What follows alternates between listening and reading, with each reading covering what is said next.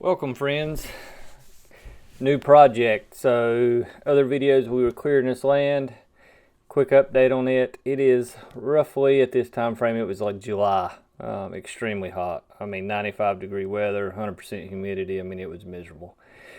But we've pretty much got all the land cleared. We don't want to go in and do the final grading yet because we really want to wait till maybe like towards the end of September before we actually sow this down in grass. So we had a little bit of time and we decided to go ahead and start on the barn build that we wanted back here. So we've got, roughly a month before we'll be sowing this down. And honestly, I didn't want to sow it down and then have concrete trucks coming in and construction and all that going on. I kind of wanted the grass to be sown when everything was done. So we decided we'd go ahead and tackle the barn in the hottest part and extremely difficult weather. And it was very difficult, none to say the least. But anyway, so we decided on this barn. This barn's roughly, the headers are set 40 by 100 is the length, 102 to be honest with you, with a 1.5-foot overhang on each gable end. So 40 by 102, and then I decided to go on these trusses because it really wasn't but just a couple $100 more to have a cantilever where there was like 6 feet of overhang on each side. And the reason being that is just how we're wanting to feed in this barn.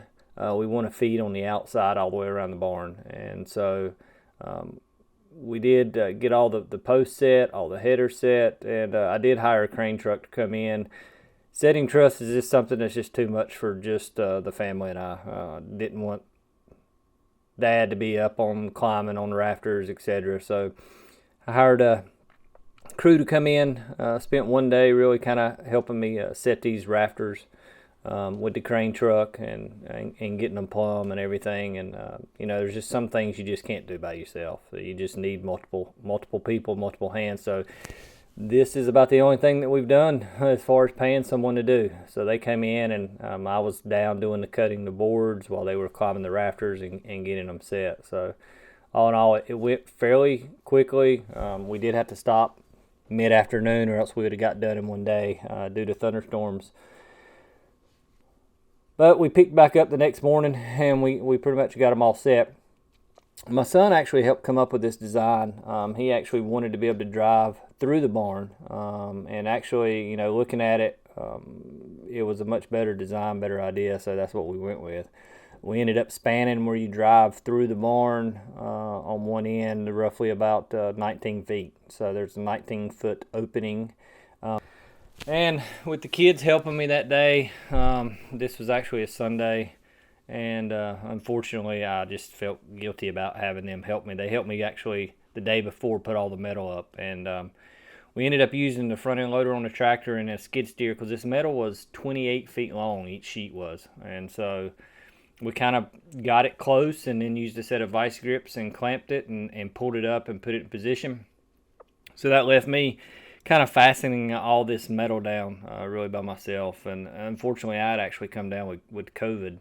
And as mentioned earlier, we were pushed for time and wanted to get all this done so that we could pour the concrete and get all the construction and the trucks and everything done while it was dry and before we actually had sown the grass. So running a fever of about 102, but didn't have no choice, just sweat it out and wore a big sombrero because it was 95 degrees and who knows how hot it was on that roof. I mean, it was extremely hot, difficult. But you can see how I kind of run the screws. I basically went on each rafter, on each gable, and pulled strings, and that way I made sure that you're hitting the purlins and the stripping and you're getting all your screws kind of in a straight line. And I know some people don't. I like to screw on the ribs. I don't like screwing on the flat part of the metal. It seems like every time I've ever installed metal roofing and screwed on the flat part of the metal, in a couple of years it always leaks. Whereas if you screw on the rib, even though that washer dry rots, doesn't seem to have a problem. There's not a whole lot of water accumulating on that rib. It all runs down on the flat part of the metal. So like it or not, it works for me. That's what we do. There you can see the pile of chicken litter we had hauled in, getting ready to try to sow this down. We'll actually sow it and then spread all that chicken litter on the ground. With it being new land, it needs quite a bit of nutrients. So pretty much getting this section done. already have the other side done, and it was an all-day process, and needless to say, a sore back at the end of the day. But we got all the metal down, and it's coming across good. I was a little disappointed. I was about 2 inches out of square. I'm pretty peculiar when it comes to getting something square in a building like this. But we don't do this for a living, right? This is just us working on a farm, and we don't really hire much out. So, but we were able to work with it, and was able to make it work. And I adjusted the roof just a little bit to make it extra, get back those 2 inches and made sure it was completely square. Setting those posts is sometimes a little difficult. You get it square at the bottom, and you may be out at the top. You really kind of have to square it at the top and bottom, because those posts twist, etc., and everything else. So, all in all, I'm glad that's done. Got it done before the rainy season. Yeah, it was difficult in the hottest part of the summer doing this, but just how it worked out with the time. All right, well, we started on this almost a year ago when we first posted the video on clearing the land, and wanted to kind of give you a finished look at what we've done on the barn so far. We basically got the concrete poured around here.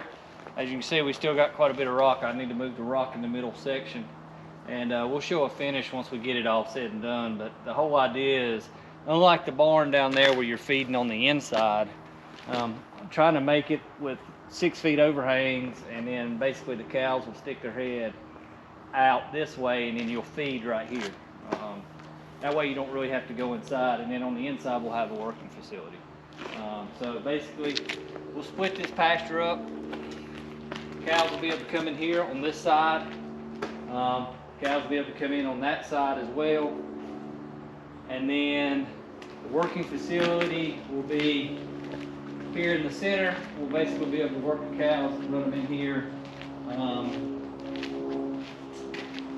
We kind of made it like a circle drive where you can drive through if you need to. And then also made it where we can drive through the barn. We need to get to that pasture that's back there.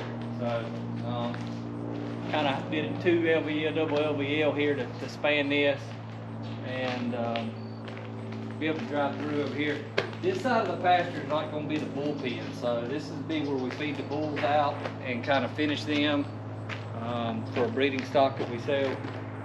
And we'll probably, I haven't figured out on the fence yet, but I'll probably put a video pen or something out there as well, just to be able to take pictures and video and make it easier. So anyway, that's kind of where we're at, what we did this summer.